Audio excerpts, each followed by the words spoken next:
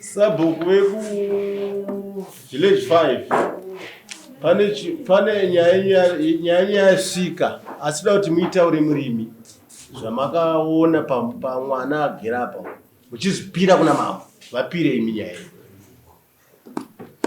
Soro ndoro mukomana uyu mwana womumusha mangu. Taurisai vanhu vanzu. Mukomana uyu Tanaka mwana womumusha mangu. Kuti ndimuti mwana womumusha mangu, mai vake vakaberekwa mumusha mangu. Mwana uyu achibva azoberekwa kureva kuti muzukuru wemumhuri iri mumusha.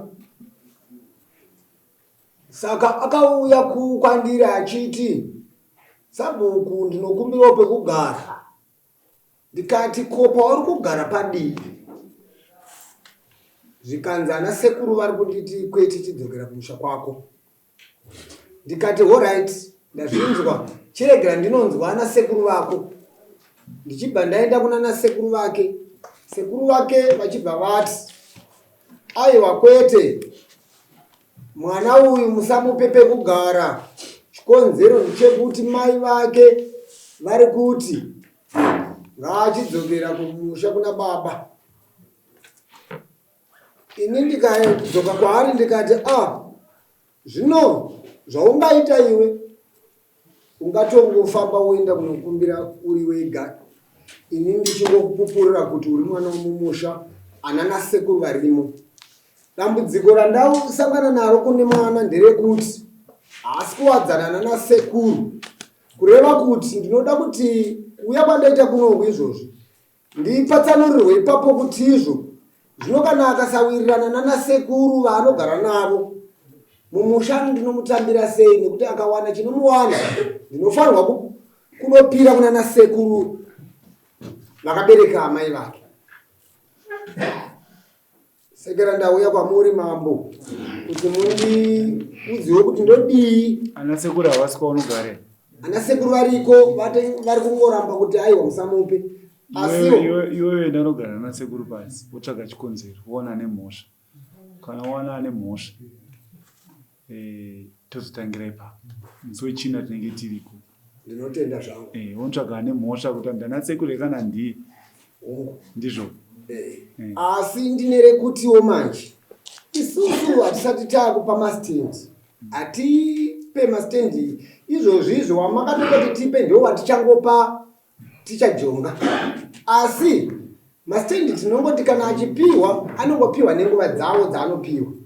Izvozvizvi kuti ndiwanikwe ndichipa stendi pakati ndisingape mastendi ndinotya kubhadhariswa mbudzi mambo. Masangano mastendi anopiwa nemusangano. Bongo. Kunzi pai vana mastendi. Ndizvozvo. Vari kushandira bato rekutonga. Handizve? Ndizvozvo. Bongo. Zvino hangwa kuti mwana bedzi ari kuemba stendi unosungwa. Ndizvozvo.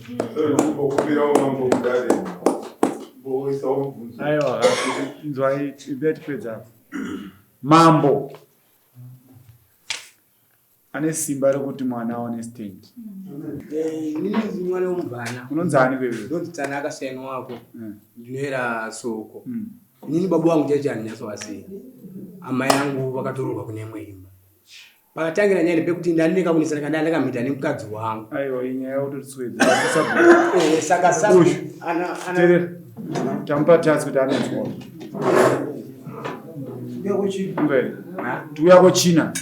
Usauya wakauza zvekutaura pamberi mambo kuti anoti baba vangu hativaziva. Isusu hatiteereri izvozvo.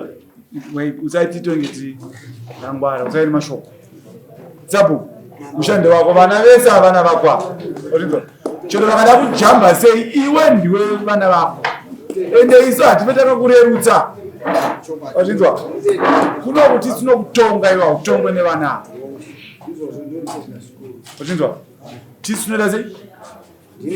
Kuno kuti tinokutonga vana vese havana vako. Saka yochenda unonzwa wozoende umbo wawanzwa. Andika kana waona kuti iye ndaitadza iyi ndianokudzira mambo wangu vokutongai. Ndizvoka asi ane simba ndiwe iwe ndo baba wako. Zvokuti hauna baba ava ndo baba wako. Saka ndauya nawo. Baba. Tole mwana nyimbo basi.